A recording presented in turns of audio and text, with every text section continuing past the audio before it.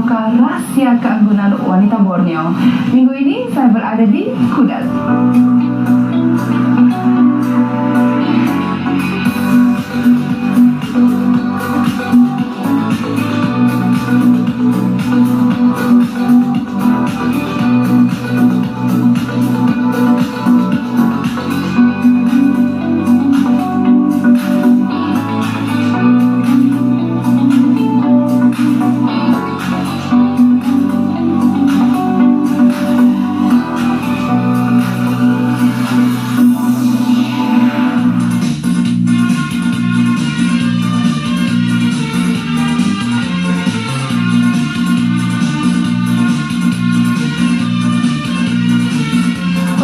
Kali ini saya akan meruka bagaimana wanita kaum suluk menjaga keanggunan mereka.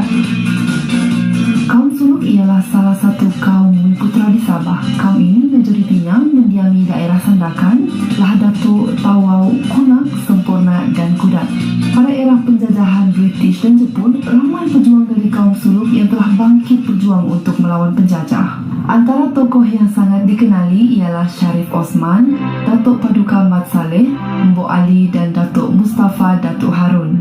Selain mempunyai sejarah yang hebat, kaum ini juga terkenal dengan keunikan budaya yang masih kekal sehingga ke hari ini. Salah satu budaya yang masih kekal ialah perubatan tradisi. Assalamualaikum. Waalaikumsalam. Mun baik tak mabuk? Baik tak merayaw barang. Waktu ko nagbak na kita. Alhamdulillah. Bersama saya ialah Puan Albaya binti Osman. Beliau merupakan pengamal perubatan tradisi kaum suluk. Babu, saya nak sabar ni belajar pasal perubatan tradisi kaum suluk. Boleh? Boleh. Masukul. Dari awal masa dulu lagi makcik sampai pergi turun menurun sama anak-anak saya. Ini untuk mengobatkan luar dalaman akan direbus ini untuk mandian pantang larangnya yang paparum ini. Dari bujang sampai kawin sudah ini senantiasa boleh dipakai sampai tua. Ada juga tanam sendiri, ada juga yang kita boleh ambil di dekat-dekat juga ada dalam hutan. Ini yang untuk pepalum ini kami bilang daun dak bulan-bulan macam daun kumbung sama daun kami bilang daun atis campur dengan ini semua baru rebus tempat mandian. Itulah saya pesankan dari anak-anak saya sampai cucu saya teruskan perubatan ini sampai tua. Bagi perubatan kaum suluk Sabah, inilah amalan kita, tradisi kita zaman dulu, nenek-nenek moyang sampai sekarang. Salah satu amalan tradisi kaum suluk ialah burak basak dan juga kaubat-ubatan. Dan amalan perubatan tradisi ini masih lagi kekal sehingga ke hari ini. Jadi sekarang saya mau tanya Babu, apa bahan-bahan yang kita perlukan? Bu, kalau burak basak nih, apa bahan-bahan yang kita perlu? Kita perlu beras. Okey, beras. Beras ni kenapa kita perlu beras, Bu, dalam kita guna burak basak ni? Kenapa beras? Inilah pertama kalinya pupuk dia, bedak nama dia dari pupuknya beras. Okey, di kegunaannya untuk apa? Untuk kegunaannya, kebaikannya menjaga panas. Kalau kita macam muka kita ada rasa macam panas kah, ini untuk penyejuk permukaan kita. Kalau untuk macam saya satu orang saja kan, Bu, berapa banyak beras yang kita perlu? Begini cukup? Ya, cukup. Ini untuk campurannya ada juga kegunaan dia untuk masuk penyajuknya juga. Masa ini kunyit. Ini kunyit hidup, ah? Iya, kunyit hidup. Berapa banyak kita perlu, Bu, kunyit hidup ni? Kalau tidak banyak, kalau macam put sudah, ini boleh kita kasih habis. Kalau tidak, begini pun boleh sudah. Kalau yang ini, Bu, ini namanya apa? Apa kita panggil ini? Ini daun kempayas. Daun kepayas. Oleh kerana dia pahit. Nah, ini pun menambah juga pergi ke obat-obatan luar dalam. Oke, ini nanti kita campur dengan beras nih. Iya, campur. Beras begini, Ya, cukup begini. cukup begitu sudah. Saya rasa pahit sudah. Yang ini Bu, ini daun apa? Ini daun jambu. Daun jambu. bambu. Daripada akarnya boleh digunakan sampai daun ini boleh campur pergi bedak basah. Kalau satu orang, berapa helai daun kita perlu? Barang 6 helai aja. Nanti bahan-bahannya semua, kalau kita sudah kasih sedia, kan apa kita perlu buat? Kita buatlah macam begini. Jadi macam begini kita campur lah ini, baru kita kisar-kisar macam ditumbuk lah tungkah. Lepas tu macam tepung sudah, baru kita ayak. Boleh kita buat sudah untuk badak pertama kali. Baru kau imping-imping dijemur, boleh dia tahan lama.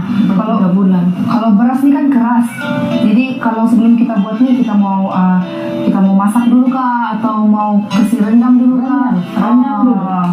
Rendam berapa lama Bu? Ya juga macam setengah hari begitu. Lama juga. Yang beras nih Bu sudah direndam kan? Sudah direndam. Baru kau kasih teruskan, tidak ada air, senang kau tunggu. Jadi burak basah nih bagus khasiatnya untuk mencerahkan wajah, lagi apa lagi? Menghaluskan muka, merawat masalah jerawat, dan juga menaikkan seri. Menaikkan seri.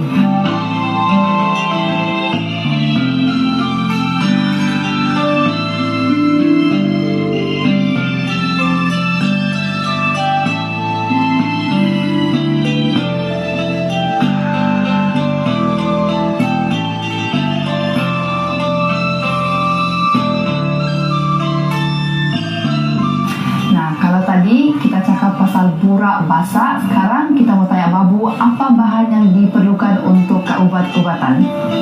Bu, jadi kalau untuk ubat-ubatan ini apa bahan yang kita perlu? Ini saya bangun. Kalau kita penat kah atau sakit-sakit badan, begitu bolehkah? Boleh, panas sama minyak. Kau terus-terus sapu di mana saja, kaki ke tangan ke apa, kau boleh. Nah, diletak tuh berapa lama tuh? Kalau dia sejuk kasih lari, balik. Panas balik, pasang balik. Jadi Bu, daun ini bagus untuk wanita lepas melahirkan, diletak di perut untuk kempiskan perut sama buang angin. Iya. Bu, yang ini apa dipanggilnya Bu? Ini daun atis, durian Belanda. Daun durian Belanda. Tapi kaum Suluk panggilnya daun atis. Daun atis. Daun atis nih Bu, apa dia punya kebaikan? Untuk membuang macam panas dia. Suhu panas dia itu macam turun. Kalau demam boleh letak. Boleh. Kalau untuk perempuan Bu, daun atis nih apa kebaikan dia? Kalau untuk perempuan? Macam tekanan darah tinggi, kancing manis kita ada. Inilah gunanya daun ini kita rebus diminum. Daun atis ini salah satu khasiatnya adalah untuk menurunkan kadar kolesterol dalam badan, dan juga salah satu khasiatnya adalah mengurangkan kandungan gula dalam badan. Bu, kalau sekarang nih kan dalam hidup yang ada sekarang nih, perempuan banyak stres Bu. Jadi bolehkah daun atis nih membantu kasih kurang stres kah? Mungkin boleh kasih sembuh, macam mana Bu? Adakah? Bolehkah? Boleh. Itu macam mana? Mau disapu sejak atau diminum kah? Macam mana cara dia Bu? Minum. Dia rebus. Minum. Selepas ditumbuk, semua ramuan burak basah ini akan disaring.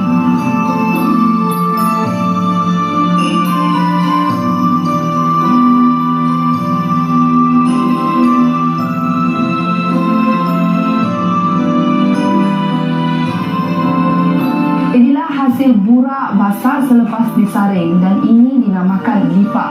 Ada 2 cara untuk gunakan lipa ini, sama ada boleh terus disapu ke muka dan juga badan, ataupun dijemur terlebih dahulu. Ini ialah contoh lipa yang telah dijemur selama 3 hari dan siap untuk digunakan. Bu, jadi sekarang saya membuat rawatan lipa, boleh? Boleh.